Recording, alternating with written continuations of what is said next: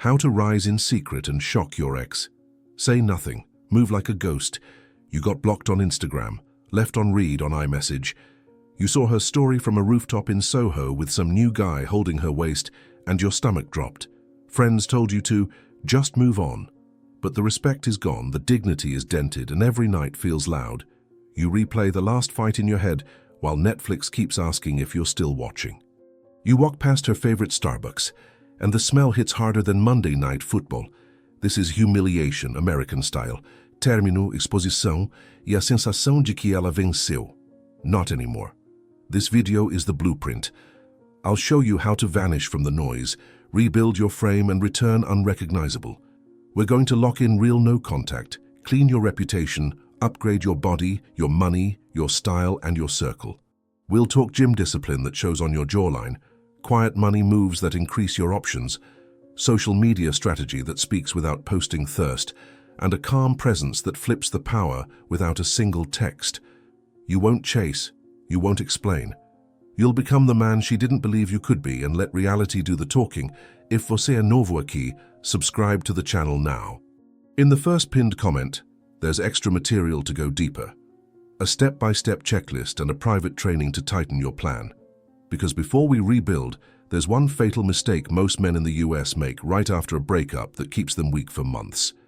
Are you making it right now, or are you ready to cut it out in the next 5 minutes? That mistake. You try to talk your way out of a feeling you created with weak actions. You reach for the phone. You bleed paragraphs. You explain to someone who already made a decision.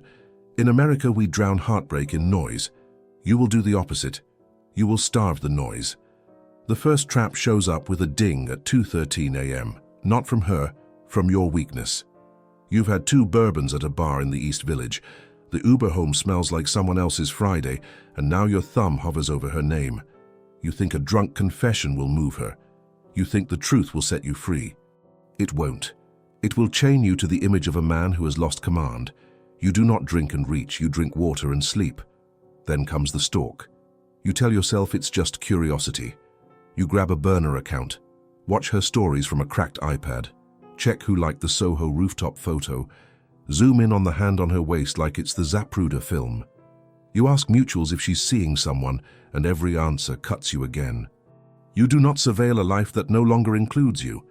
You close the windows and return to your house. The humiliation? It arrives dressed as mercy. You send a novel on iMessage, paragraphs and apologies and promises, as if a terms of service could restore attraction. Or you float the worst idea of all. We can still be friends.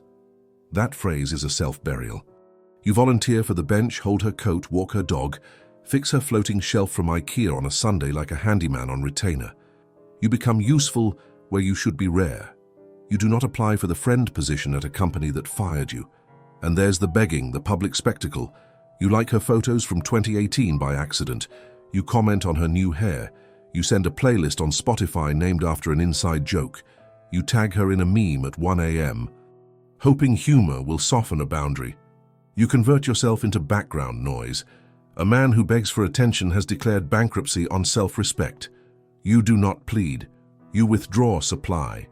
If this sounds harsh, good. We are amputating habits that spread infection. The Godfather did not text at midnight. He set the room by speaking little and delivering outcomes. You will speak with removal. You will deliver with discipline. Hold frame or hold your tongue. No contact is oxygen.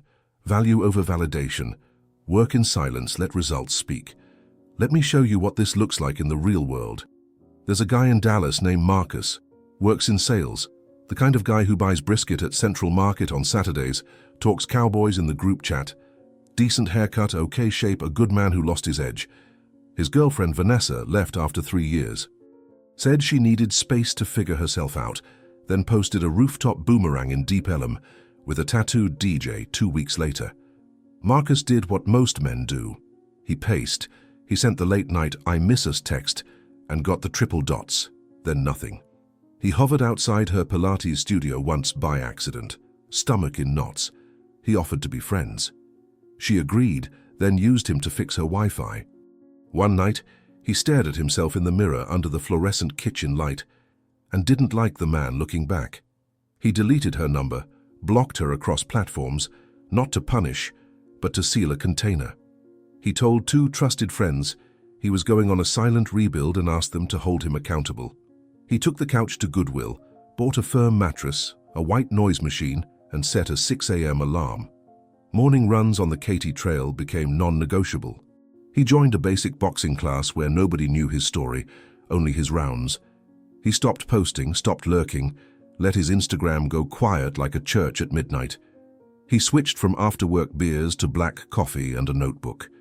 He wrote, not to send, but to empty out. At work, he planned a quarter like a general. He studied a top performer's calls, recorded his own, built a pipeline, asked his manager for the hardest accounts, then executed. Commission checks replaced impulse buys.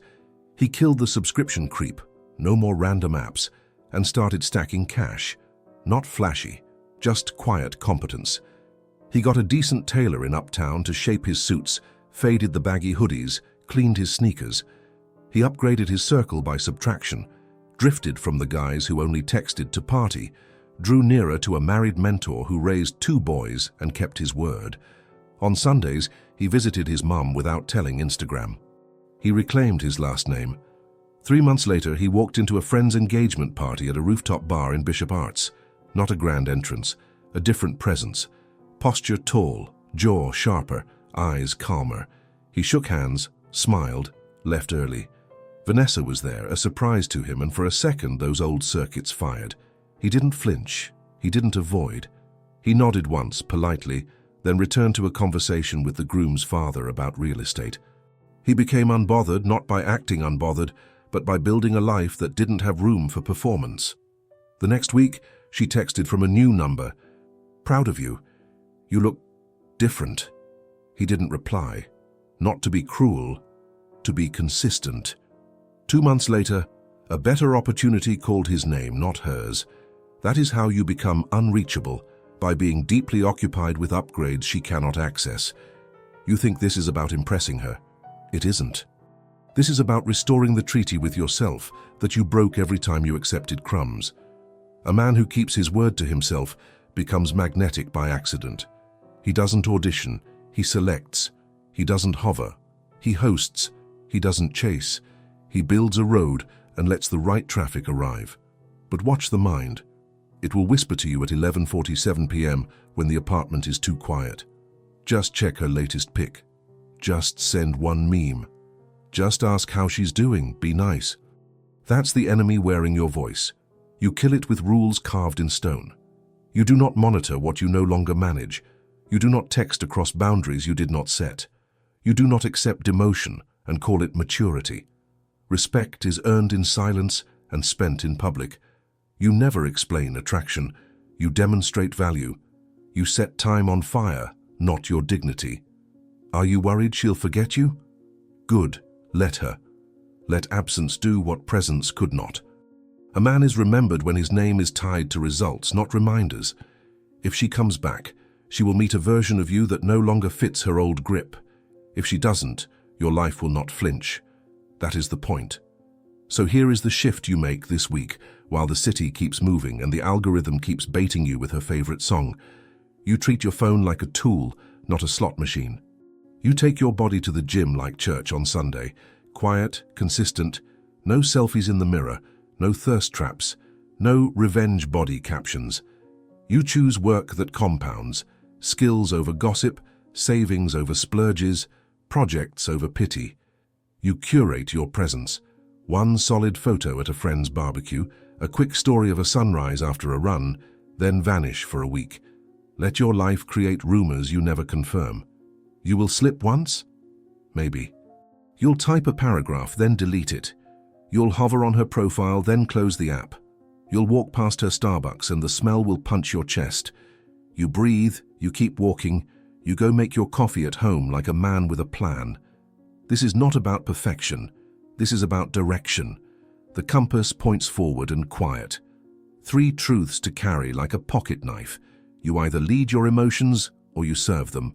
You either protect your name or you spend it. You either make peace with silence or you get devoured by noise. Choose the first of each and watch the ground under your feet harden. What happens when she reaches out? What happens when a new woman respects the man you became and your ex tries to audit your growth? You can smell the test before it lands. You do not spike the ball. You do not deliver a TED talk. You let your new standard answer for you. The man who vanished returned, but not for negotiation. You want the exact wording? The precise posture? The one move that closes the door without drama or keeps it open without losing frame? Good. In the conclusion, we hand down the sentence.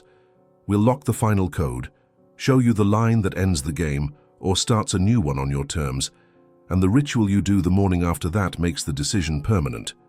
Stay with me. The next part is the verdict. You asked for the sentence. Here it is, carved in cold American steel. The man who masters silence is the man who commands return. You want her to notice change? You want your reputation echoing through the city like a name whispered in back rooms? Then everything we said comes down to this one law: disappear from her life so completely that even your shadow feels like a privilege. That's not ghosting, it's ascending. That's not a game, that's discipline. Word of the day, word of the war: sovereignty. You don't hand the keys of your future to anybody who walked out your door. You don't ask permission to evolve. You don't keep your dignity in storage, waiting for some delayed apology or a breadcrumb of attention. You close the chapter and bolt the lock. Let me bullet what matters straight. No American fluff. No contact is not a tactic. It's your oxygen. Breathe it. Defend it. You don't bargain for respect. You claim it in quiet upgrades. You don't chase, you build. Men who chase become entertainment. Men who build become legend. You pull your validation off the market. When you stop being available, you stop being consumable. Every move is subtraction. Remove the leaks, patch your circle, shut every window that lets her ghost float back in. Reputation costs. Pay it in sweat, in solitude, in work. Never pay in explanations. Kill the urge to be the nice guy. Be the necessary man, the one who chooses, not the one who survives. This is the raw American way, underscored in every self-made story from coast to coast. You see it on Wall Street, in a Houston boxing gym, on the rooftops of Soho. Men who don't beg for their seat at the table, they build their own table and don't bother sending invitations. So here's the last test, because you came this far. Go to your mirror tonight, stand under that ugly fluorescent kitchen light and answer this. Are you done negotiating with your weakness? Are you finally sick of circling her door like a stray dog waiting for scraps? Or do you step inside your own house, lock the door and get to work?